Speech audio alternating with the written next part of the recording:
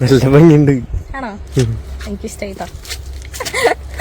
എന്ത് ഭംഗിയുണ്ട് പറഞ്ഞത്? എങ്ങനെയുണ്ട് ഗൈസ് ഡ്രസ്? സൂപ്പറായിട്ട്.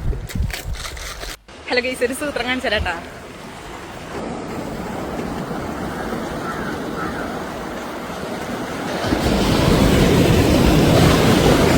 ഇൻസ്റ്റാഗ്രാം തുറന്നാൽ കുറെ അധികം ആൾക്കാരെ നമുക്ക് കാണാൻ പറ്റും. അപ്പൊ പുതിയ പുതിയ ആൾക്കാരെ നമ്മൾ ഒരുപാട് ആൾക്കാരെ നമ്മൾ പരിചയപ്പെടുന്നുണ്ട്. അപ്പം നമുക്ക് ഇത്ര നാൾ നമ്മൾ രേണുസുതി കുറെ നാൾ ഇട്ട് അലക്കിയിട്ടുണ്ടായിരുന്നു. അപ്പം രേണുസുതിയുടെ കഴിഞ്ഞ ദിവസം ഒരു ബെൽറ്റ് മാറ്റിയിട്ടുള്ള ഒരു റീൽ ഉണ്ടായിരുന്നു. അത് എല്ലാവരും ഓൾമോസ്റ്റ് എല്ലാ കോണ്ടന്റ് ക്രിയേറ്ററും എടുത്തിട്ട് അലക്കിയിട്ടുണ്ടായിരുന്നു, നമ്മളും ചെയ്തിട്ടുണ്ടായിരുന്നു. അപ്പം നമ്മുടെ ഒരു വിഷയം എന്ന് വെച്ചാൽ ഇപ്പൊ രേണുസുതി അത് എന്ത് ഇൻസ്പയർ ആയിട്ടാണ് ഇങ്ങനെ ഒരു മാറ്റത്തിലോട്ട് വന്നത്, എന്താണ് അതിന് കാരണമെന്നല്ലേ. അപ്പം ഈ പുതിയൊരു ഐറ്റം എന്ന് പറഞ്ഞ ഒരു 2-3 മാസത്തിനിടയായിട്ട് വന്നതാണ് തുമ്പി എന്ന് പറഞ്ഞ ഒരു അവതാരം. അപ്പം പുള്ളിക്കാരിയെ ഇൻസ്പയർ ആക്കിയിട്ടാണോ അല്ലെങ്കിൽ കുറെ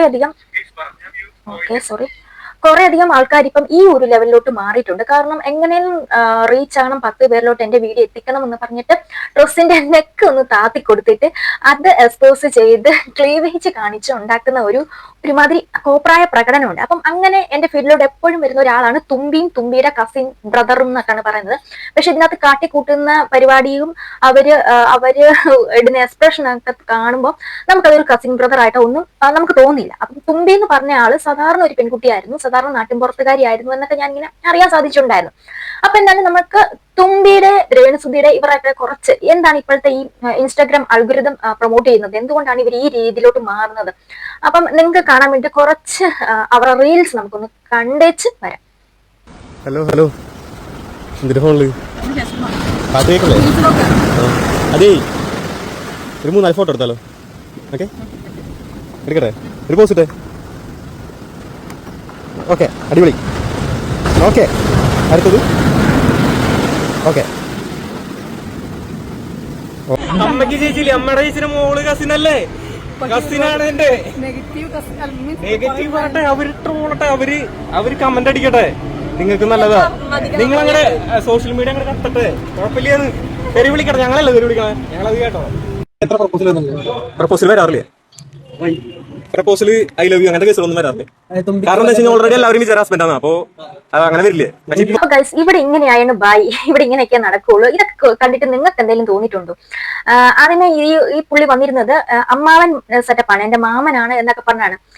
എന്റെ അറിവിൽ മാമന്മാരാരും ഇങ്ങനെ ഒരു അനന്തരവളുടെ തുണി പറിച്ചിട്ട് റീച്ച് ആകണമെന്ന് പറയുമെന്ന് എനിക്ക് തോന്നുന്നില്ല. മര്യാദയ്ക്ക് പോയി തുണി കൊടുത്തിട്ട് വാടി എന്ന് മാത്രമേ പറയുള്ളൂ എന്നാണ് എന്റെ ഒരു കാഴ്ചപ്പാട്. നമ്മുടെ അമ്മാവന്മാരൊക്കെ അങ്ങനെയൊക്കെ തന്നെയാണ്.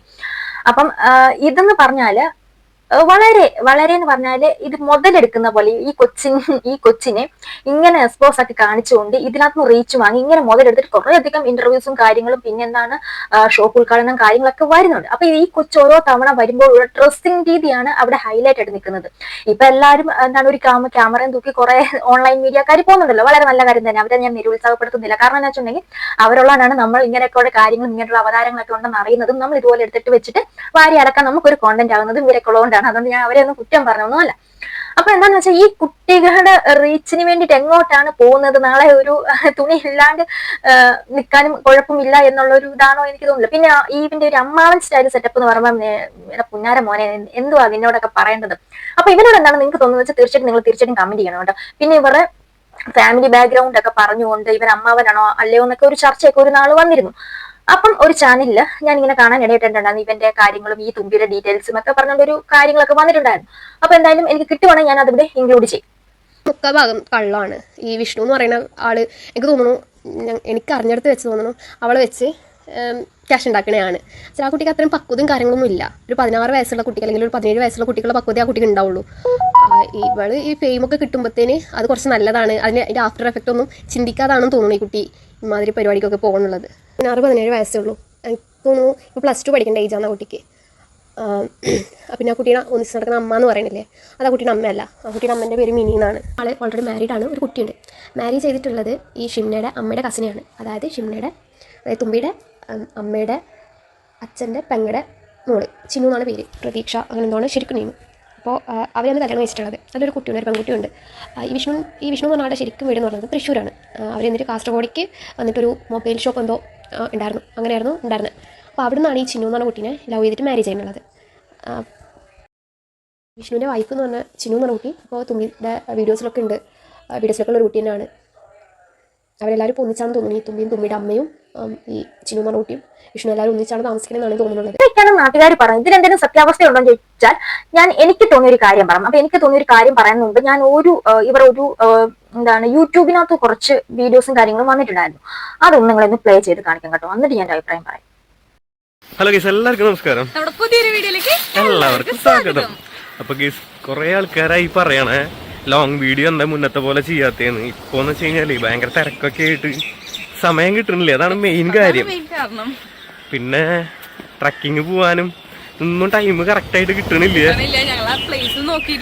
അല്ലെങ്കിൽ സംഭവം ശരിയാണ്, 1.5 മണിക്കൂറുള്ള വീഡിയോ വരെ സ്കിപ്പ് ചെയ്യാണ്ട് കാണാറുണ്ട് എന്ന് പറയുമ്പോ ഒരു വിഷമം മനസ്സിന്.